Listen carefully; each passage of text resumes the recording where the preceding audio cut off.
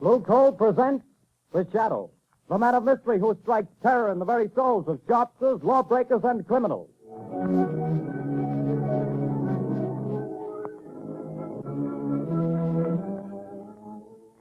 Friends, there's no longer any need for you to rely on guesswork when it comes to buying fuel. Now you can get the best fuel for home use, and know it at a glance, too. For Blue Coal, the finest of Pennsylvania hard coal, is colored a harmless blue at the mines for your protection, so that you can identify it instantly. To be sure that the fuel you buy is a safe, healthy, economical fuel, get America's finest anthracite. Ask for Blue Coal by name. Order your supply tomorrow.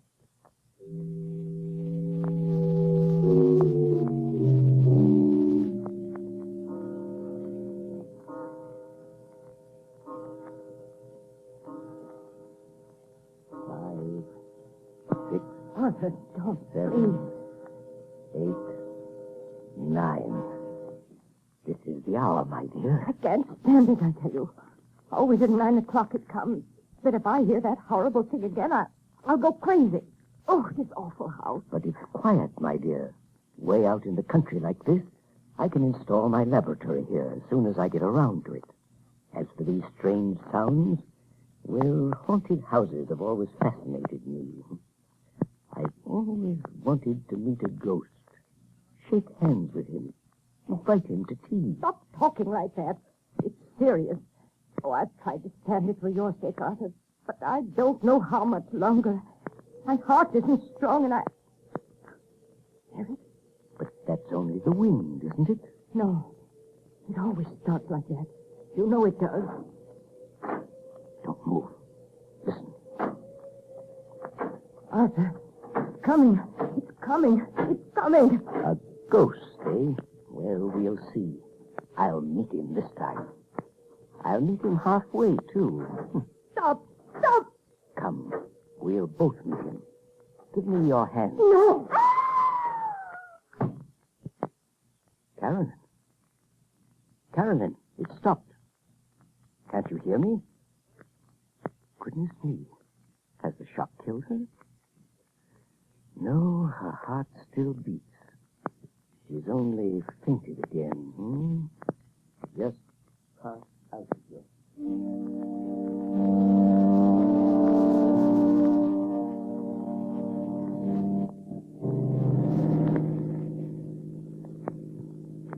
Turn the next corner, Lamont. It's that big house set on the hill. May I ask, Margot, the reason for this late call on Carolyn Sneed? I'd like to know what's the matter with the poor woman. I got an awful shock when I saw her in town last week. She looks positively haggard. I never saw such a change come over a person. Married life may not agree with her. She was a spinster for close to 40 years, wasn't she? I know, but I think she was foolish. Carolyn has nearly $1 million in her own name. She didn't have to marry. Yes, but right now I'm not the shadow. Remember, I'm just your patient chauffeur, darling. Lamont Cranston, in need of a rest from my famous mystery man role. That last adventure took a lot out of me, you know. Well, a marriage problem is hardly as... Seriously, though, nobody knows anything about this man she married. He came into town 6 months ago, met Carolyn in some accidental manner at the county fair, and proceeded to rush her off her feet. I've met him only once, but I don't like his looks. Something sinister, I gather. Hence the shadow idea. Well, who is he anyway? Professor Arthur Sneed, I believe he calls himself. He has a small office in town where he's supposed to be working on inventions or something. Well, here we are. You're usually pretty level-headed, Margot, but don't let your aversion for this man we're seeing be too apparent.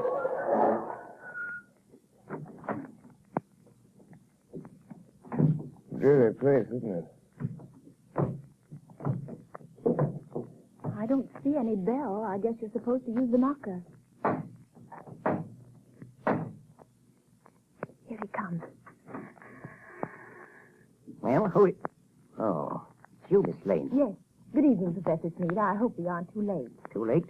Too late for what? Why, I phoned Carolyn that we'd drop in just to say hello. Well, she didn't tell me. Carolyn isn't feeling well at the moment. I'm sorry. Good night. Oh, but please, I only want to see her for a moment. That is, unless it's something really serious. Well, It isn't as serious as she pretends to think it is, but, well, come in.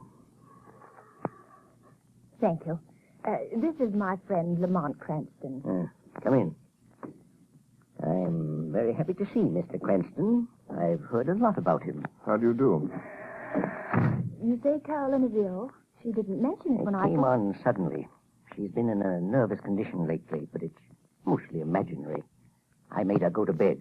Well, would it be all right if I saw it? I suppose so. Go on up if you like. Well, thanks.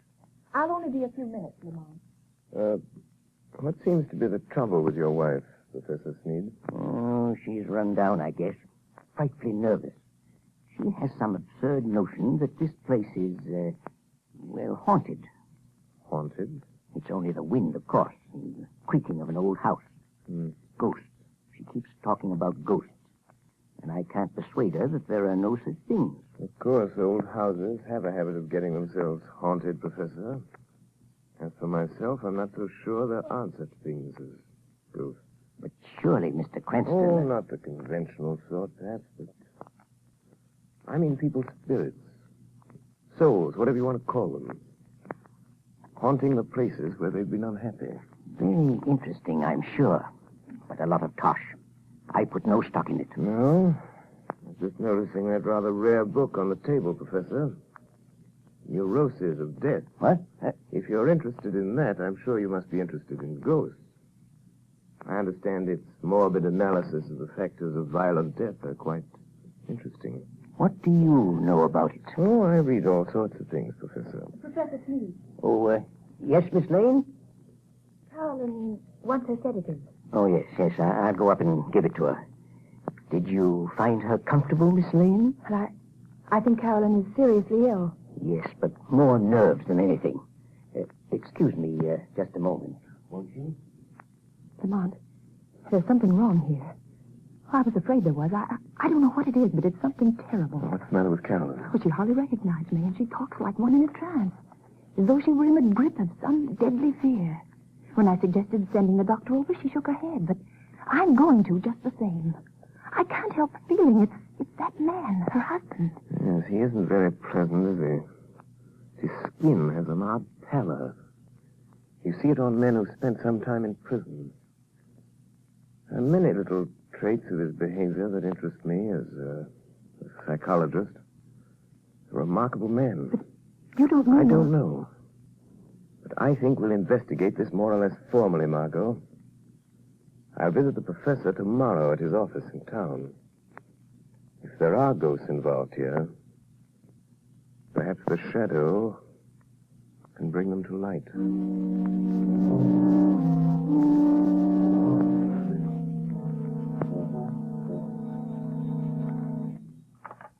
Hello? Yes, Carolyn. Well, don't worry, my dear. I'll leave the office here at 5, and I'll be home before 6. Yes, I understand. Goodbye, dear. Well, who is it? Is that you, Miss White? Who's opening that door? Don't get up, Professor. I'll close it after me. What? I thought I might find you in. Who said that? Who are you? Your conscience speaking, Professor. Or have you a conscience? I'll show you what I've got. Don't excite yourself. I'm only a voice. A voice they call... Professor, have you ever heard of the shadow? The shadow? Yes. You seem to have heard of me. What do you want? I've come to warn you, Sneed. Warn me? Warn me about what? I know what you're doing. What? And I know how it's going to end. The end is death. Death? I have something here I'll toss in your lap. There. Do you hear it? Why, you... Get out of here, I tell you. See it? Look. It's half of a playing card. The ace of spades. When you find the other half, that will be the end. Get out and leave me alone. All right, Sneed, I'll go, but don't forget. The shadow knows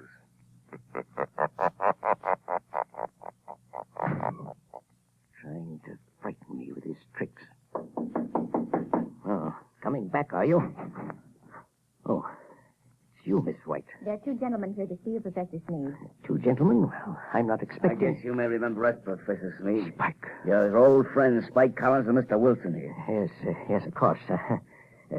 Please take those circulars on your desk, Miss White, and mail them at the post office right away. Yes, sir. Lock that door, right? Okay. And what are you staring at, Sneed? We ain't ghosts. I thought you two were doing a stretch at Leavenworth. Yeah, we were.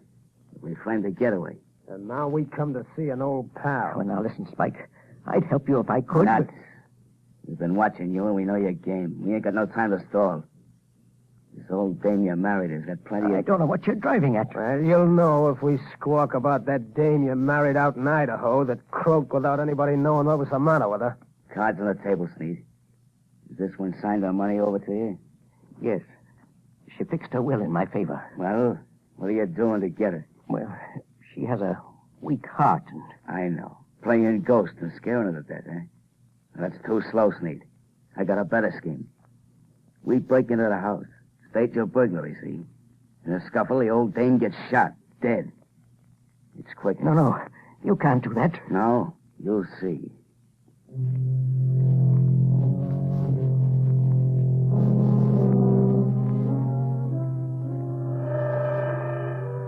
Spike Collins. Spike Collins. Wake up. Spike Collins. What? Who's that?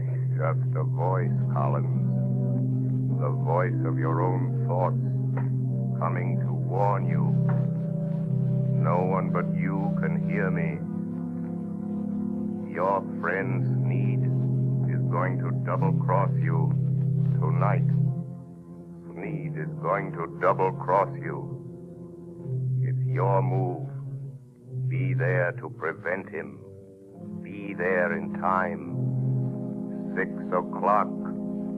Be there.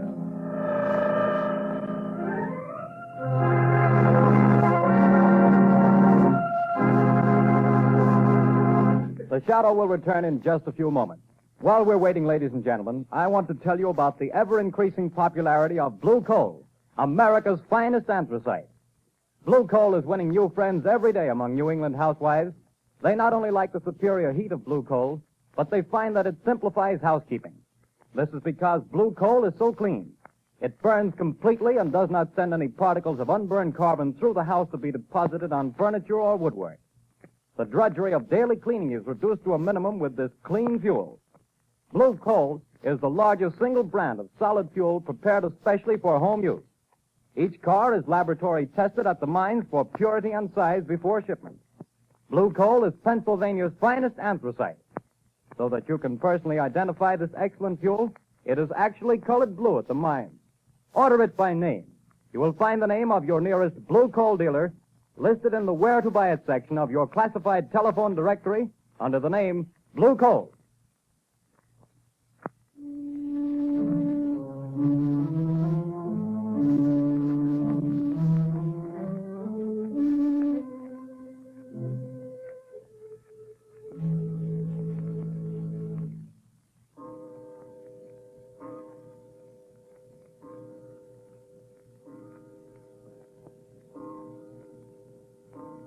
Are you comfortable in that chair, Carolyn? Yes, thank you, Margot, dear.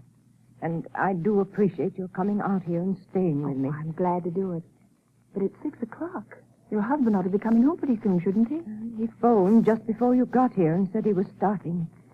He seemed very agitated. Oh, he's a strange, unaccountable man sometimes. There are things about him I don't seem to understand. Yes, I know, dear. He has the car, I suppose? Yes, he's driving. He's probably on his way now.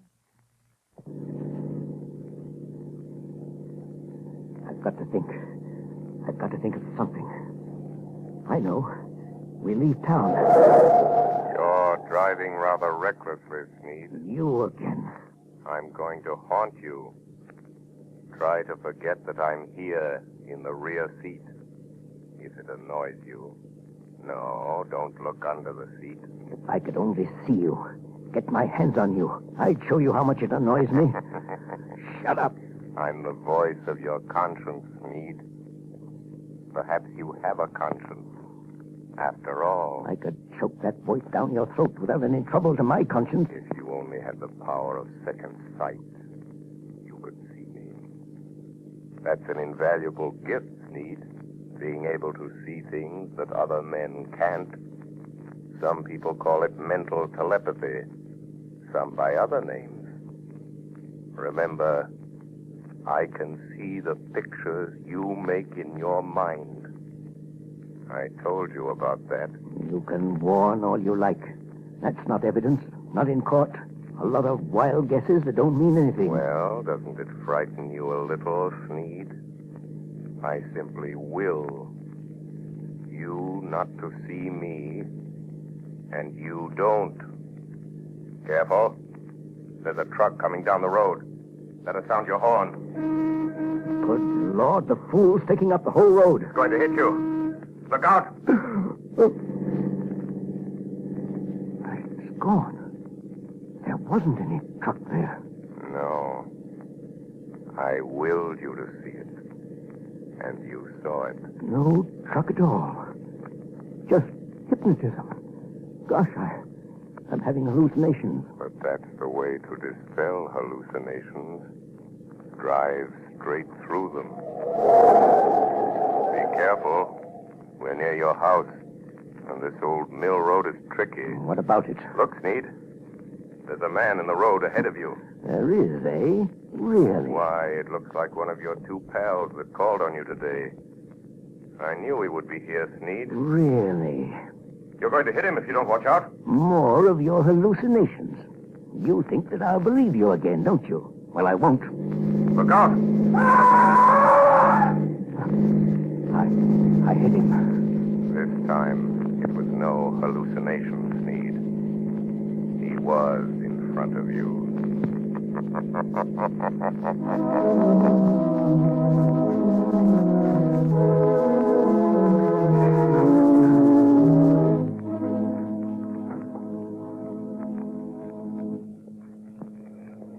Morning papers!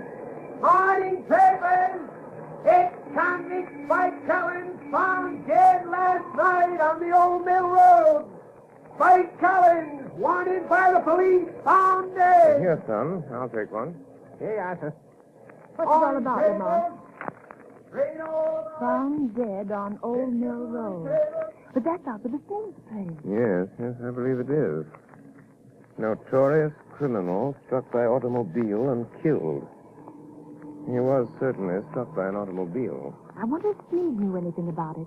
He acted very strange when he got home last night. Strange? What way? Well, he was pale and shaky, and he hardly seemed to know I was there. He told Karen that he'd had a message from out of town, and they'd have to pack and leave. Oh, did he say when? Well, they thought they could get their trunks and things ready by this afternoon sometime. You're not going to let Carolyn go with him, Lamont. Not if I can help it. Let's see. A little after 9. I imagine Commissioner Weston is rather startled by the morning's news. I think I'll have a word with Commissioner Weston.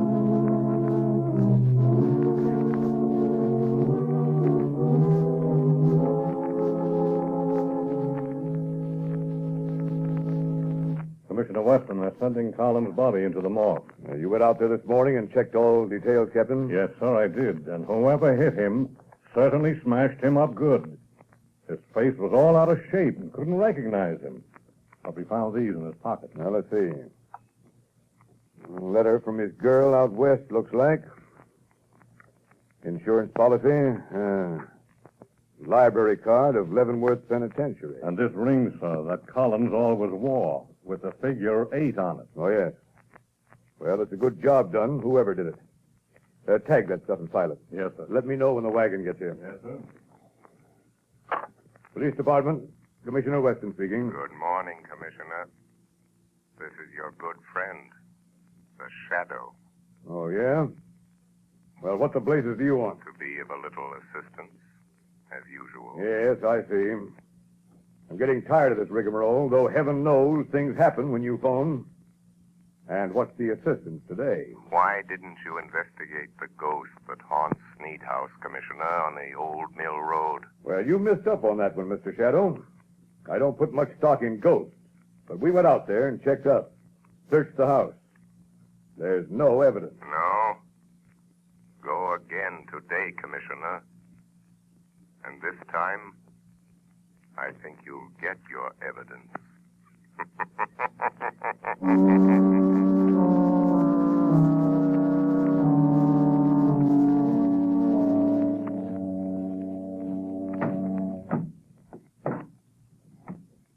Is that the last trunk, Arthur? Yes. The expressman won't be here until 4. Another hour yet. Why don't you go up and lie down a while, Caroline? Yes, I will. Try to sleep a little now that it's daylight. You told the milkman we wanted to pay him. He's coming back before we leave. Good. Well, that must be him now at the back door. Get back. Get back. What's the matter, Sneed? Think you're seeing a ghost? Stop. Don't come near me. Nuts. Snap out of it, will you? This is me, Spike Collins. You? Alive? It wasn't me you hit with your car last night on that back road. Well, I guess you wish it had been, huh? Who was it then? It was Rat Wilson. The fool got half pickled trying to get up his nerve for the job. Staggered out on the road before I could stop him, and wham. It was all over. Wilson, eh? So there was my chance, see? Him and me about the same size. His face and hands all smashed flat. I put my stuff in his pockets, my ring and what was left of his finger.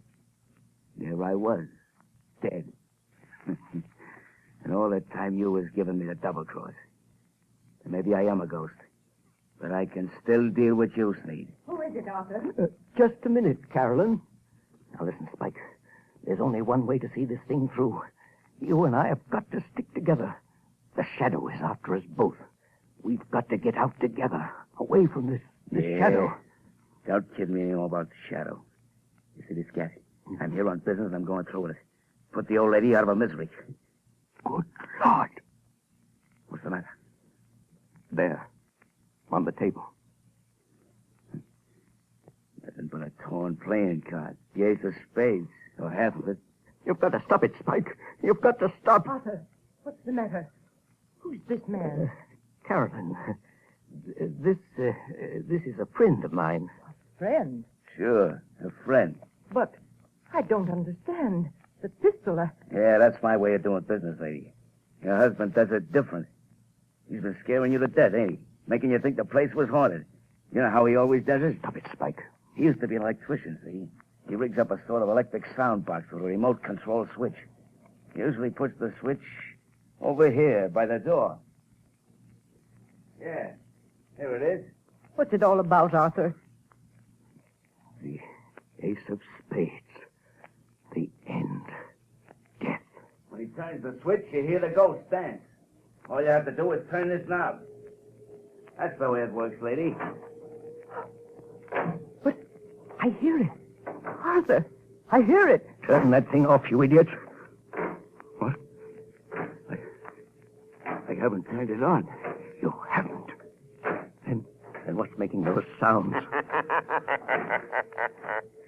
I am. What's that? It's him. He's come. A shadow. I am coming up these cellar stairs.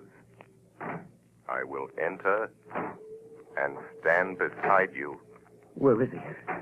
Stand back or I'll shoot. When I enter, I will touch one of you on the shoulder. Stop him.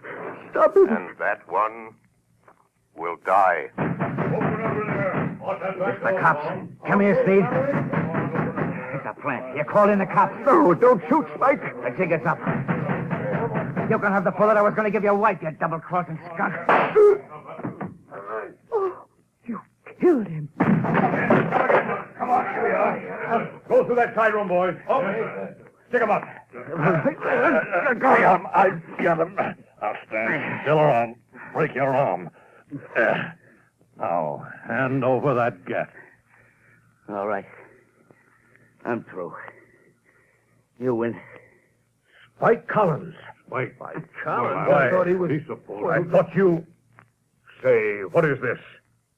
Who was that guy that got killed over here last night? Come clean, Collins. Whoever it was, I didn't do it. Who's that? Where are you? Don't be alarmed. I am here behind you, in the shadow. Oh. So you're here, Shadow, eh? Maybe you know who got killed here last night. The man killed last night, Commissioner, is a ghost. Oh, yeah? There are now 2 ghosts in this little adventure. Mr. Collins will probably make the 3rd. You really should believe in ghosts now, Commissioner. And in shadows.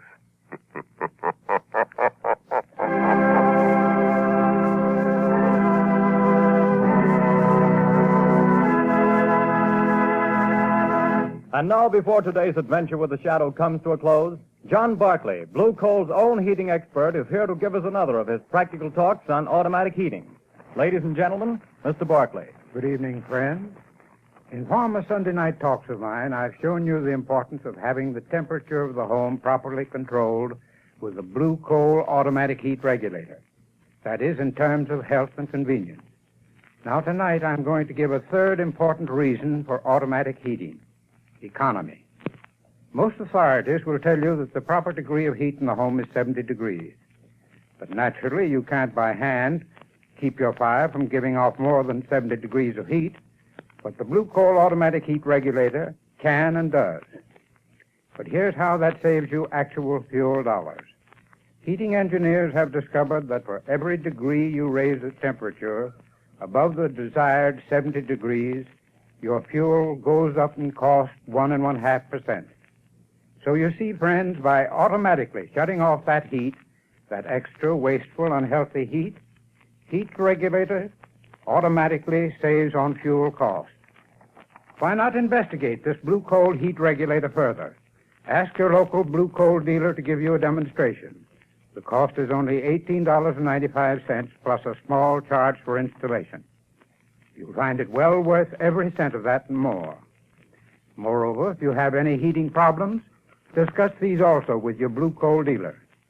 He is the best informed heating authority in your community, and assisted by his John Barkley trained serviceman, can, I'm sure, help you save money and have a more comfortable home this winter. This service is free. It costs you nothing. Thank you.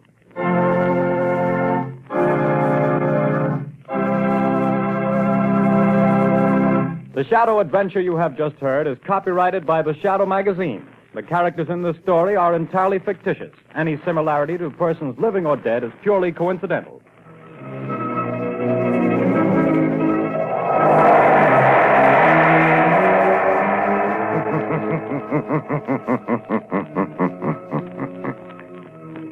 The weed of crime bears bitter fruit. Crime does not pay. The Shadow knows.